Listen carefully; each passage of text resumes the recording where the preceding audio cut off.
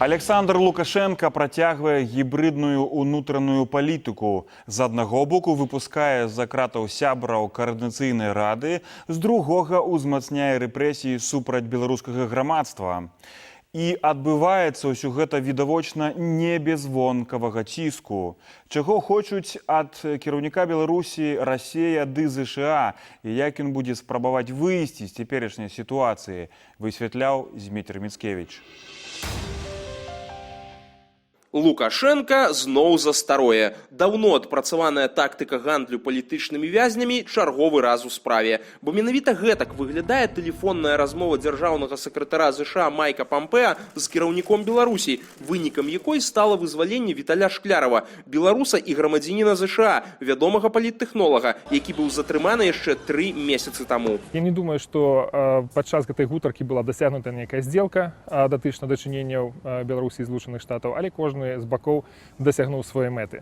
Злучаныя Штаты дамагліся вызвалення Віталя Шклярова, а беларускі бок атрымаў увагу ад адной з найбольш высокапастаўленых асобаў у адміністрацыі Трампа. Асабліва важнай такая размова выглядае ў святле расійскага ціску на Лукашэнку. Расія вядзе агрэсіўную рыторыку аб Захадзе, які спансуе пратэсты ў Беларусі і ўсялякім іншым чынам імкнецца зрынуць рэжым Лукашэнкі. А беларуская дзяржаўная прапаганда гэта радасна паўтарае. Гэтак Крэмль фактычна гуляе на ізаляцыю Лукашэнкі ад Еўропы і ЗША з мэтай самому вызначаць далейшы кірунак развіцця падзей у Беларусі і весці аб гэтым перамовы з Захадам.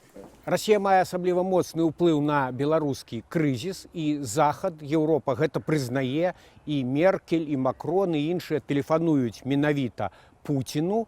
А Путін, я думаю, набівае сабе цану, публічна заяўляецца, што вы, маўляў, не лезьце ў беларускія справы, але насамрэч, я думаю, што там можа прысутнічаць нейкі момант такога палітычнага торгу. І Расія працягвае метадычна выконваць свой план па Беларусі. Да яго ж належыць і візіт кіраўніка службы знешняй выведкі Расіі Сергея Нарышкіна. Гэты чалавек адзіны, хто ў Крамлі пазітыўна ставіцца да Лукашэнкі і мае з ім добрыя асабістыя стасункі. Таму менавіта яму было даручана данесці да Лукашэнкі пазіцыю расійскага кіраўніцтва і высветліць, як цяпер выглядае сітуацыя з транзітам улады ў Менску. Спасибо за возможность встретиться и переговорить с вами по широкому кругу вопросов, касающихся союзнических отношений между нашими странами.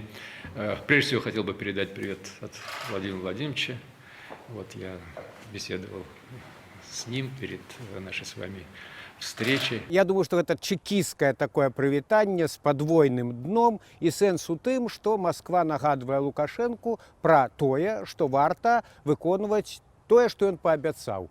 А паабяцаў ён мусіць дзейнічаць згодна з планам Крамля што да ўрэгулявання беларускага крызісу. Хоць гэты план для Лукашэнкі дыскамфортны, бо ён прадугледжвае транзіт улады. З аднаго боку, Пуцін праяўляе сваю асаблівую дыктатарскую салідарнасць, не жадаючы перамогі рэвалюцыі ў суседняй краіне. З другога, пераследуе свае абсалютна канкрэтныя інтарэсы, якія зусім не супадаюць з інтарэсамі Лукашэнкі. Кіраўнік Беларусі і надалей жадаў бы заставацца ва ўладзе, атрымліваючы ад Расіі матэрыяльную падтрымку ў абмен на аповеды аб адданасці ідэям гэтак званай саюзнай дзяржавы і абароне заходняй мяжы ад уяўнай пагрозы. Не секрет, наверное, наша встреча очень произведет в настоящий момент какой-то соответствующий взрыв в средствах массовой информации, особенно в интернете. Да мы не скрываем, обстановка вокруг нас непростая. Я имею в виду союзного государства России и Беларуси.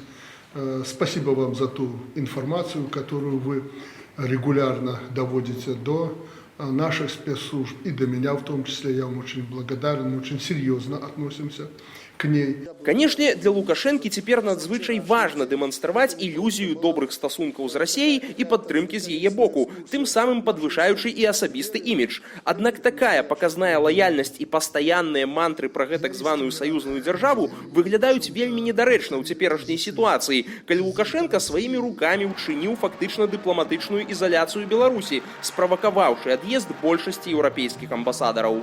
Узровень недаверу паміж Москвой і Захадам вельмі вялікі. Я думаю, што дэ-факта Москва ўсё адно пастараецца сама, не надта зважаючы на Захад, вырашаць і прасоўваць свае інтарэсы ў Беларусі, карыстаючыся вось гэтым цяперашнім глыбокім, вострым унутрыпалітычным крызісам.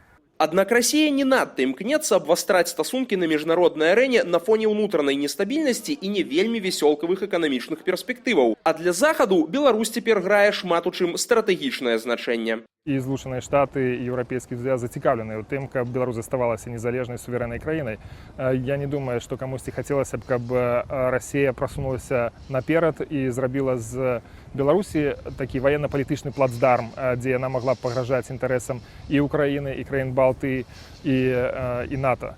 Разам з тым, я думаю, што зараз вядзецца пэўная праца з тым, каб не дапусціць узмацнення кантролю з боку Расіі над Беларусю, над беларускай унутранай палітыкай, абароннай палітыкай, знешняй палітыкай. Такім чынам, Беларусь фактычна зрабілася закладнікам імкнення аднаго чалавека, што б не стала захаваць уладу. А на гэтым фоне ў нашай краіне ўсё большую ролю пачынаюць граць інтарэсы моцных рэгіянальных цэнтраў. І пакуль выглядае на тое, што меркаванне Лукашэнкі цікавіць іх у апошнюю чаргу.